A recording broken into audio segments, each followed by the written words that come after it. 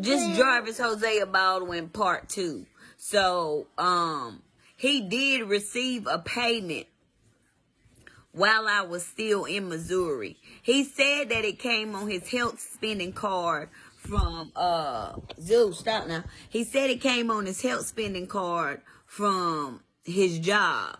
I don't know if that's the card that it came on, but he made like, oh, I got this much money on my health spending card.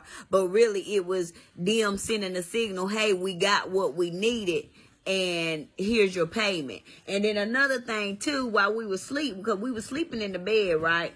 While we was at the hotel.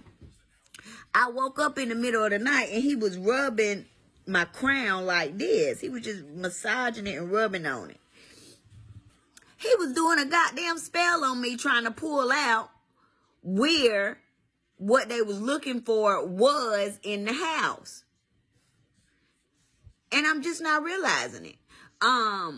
Another thing that he used to do too while we was in a relationship was he used to always like project onto me like his own feelings. Like, so he would be at his family and she would be with his family all the time. Cause he really, you know, he didn't want to be around me like that. Cause you know, demons can't stand the light. So he couldn't stand my light.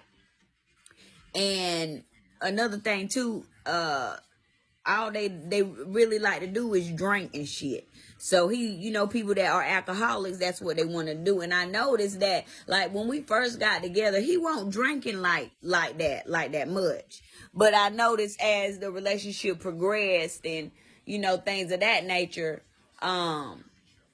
he started drinking more. But he would always be out with his people, you know, run around with his homeboys, act like he was selling drugs, when really, I don't know, I think he was just out hoeing, because he won't never come home with no money. Because if he was making money, I wouldn't have had to been, you know, bringing all the bacon in. But anyway, yeah,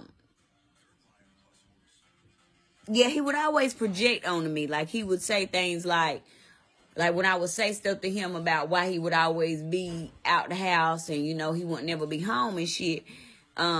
He always be saying, oh, he just want to spend time with his family and all this, that. And nigga, you see these motherfuckers every day. Like, you supposed to be trying to build a family. Like, you feel me? But it just, this is just, you know, me realizing too that he was there for the wrong reasons. But he would say, are you jealous of me? And I would be looking at him like, are you jealous of my relationship with my family? Because you don't have a relationship with your family? I'd be like, I don't give a fuck about your relationship with your family, nigga. What the fuck? We is supposed to be having a family, nigga. How can we build a family if you never home? You feel me? So I was in a relationship really by myself the whole time. Like, the nigga would project on me.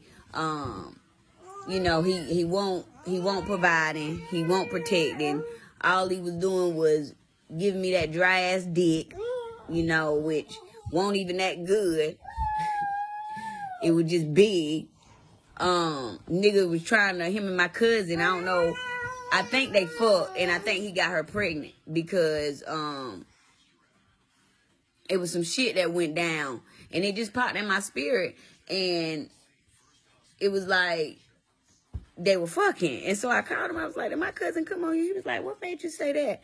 I was like, I don't know. Because I was at work. I was like, it just popped in my spirit. And he was like, no. But then I found out that they was, you know, they had messages going back and forth. But then when I asked her about it, Artasia Singletary, when I asked her about it, I was like, send me the messages. She got defensive and was like, tell him to send you the messages. No, wait a minute. Like, why you don't want to send me the messages? Like, what y'all over here talking about? Like, why are y'all even talking? Because what happened was he was pulling up at her house. This how you know they were doing something. Because he pulled up at her house unexpected. And her boyfriend was there.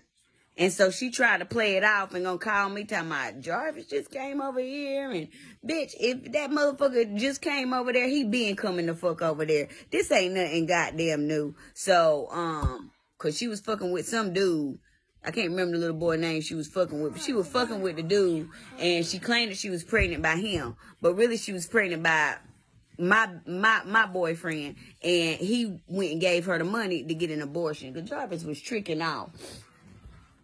Yeah, he was tricking out, but it was a lot of stuff that he did while we were in a relationship, or I was in a relationship by my goddamn self, and he was just being paid to lay on me. Like I would share business ideas with him, and then like he had a cousin, her name was Mimi. After I started, entrepreneuring and stuff, she started it, right? So she started selling stuff, but then she was selling hair. She was selling wigs. And then this is how I know he was like telling my business and stuff, but I didn't realize it then, that's what was going on. Love will blind you, especially when you think you in love. But so I had a idea about selling some sex toys and shit. And I shared that with him, and he was like, yeah, that'll make some money and all this, that, and the third. Next thing I know, his cousin's selling sex toys. I'm like, don't this bitch sell hair? Like, why all of a sudden she's selling sex toys? And then one time I let one of his cousins did my hair, she fucked my shit up. I'm talking about lace front. You can see all the goddamn lace. That shit was ugly. I told him about it. I know he told her. Courtney, fucked my hair up. Like, it was a whole bunch of jealous ass, hating ass bitches. All his cousins, jealous ass, hating ass bitches. And then Tamara, he called that his favorite cousin. But I think him and Tamara were fucking. Because when we first, was hanging out and going around and stuff, he was taking me to meet his people. We was at his sister house, Stacy. And, he hauled off and smacked Tamara ass. And, she didn't even do nothing. She just act like that shit was normal. Like, bitch, this is your cousin. And he smacked it like he thought that bitch was looking good. I'm looking like, and it made me real uncomfortable. My intuition went off like something off. And he tried to blame it on I'm drunk and we do that. I always smack they butts. Nigga, no, you don't. You and that girl is fucking. It's people out here fucking their cousins. I know a couple people that's fucking their cousins.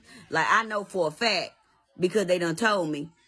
But I ain't gonna tell their business. I'm gonna just tell you what motherfuckers did to me to make me uncomfortable, disrespectful, and, different things that people did to me, and I'm exposing these motherfuckers. But, yeah, I believe him and Tamara were fucking. I believe that's what's going on, but they were a little bit too close. And then I noticed that after I stopped fucking with him, even Portia, I thought she was the realest one. We was on the phone one time after me and him started dealing, and I spoke. And she didn't speak back. So, you can catch when a motherfucker is hating and when a motherfucker is jealous. And another thing, too, when I left Jarvis, he was trying his hardest to get me back. He realized I didn't want him because when I left my cousin's house, I went to Virginia Beach. And I was trying to find myself and, see what my next move was.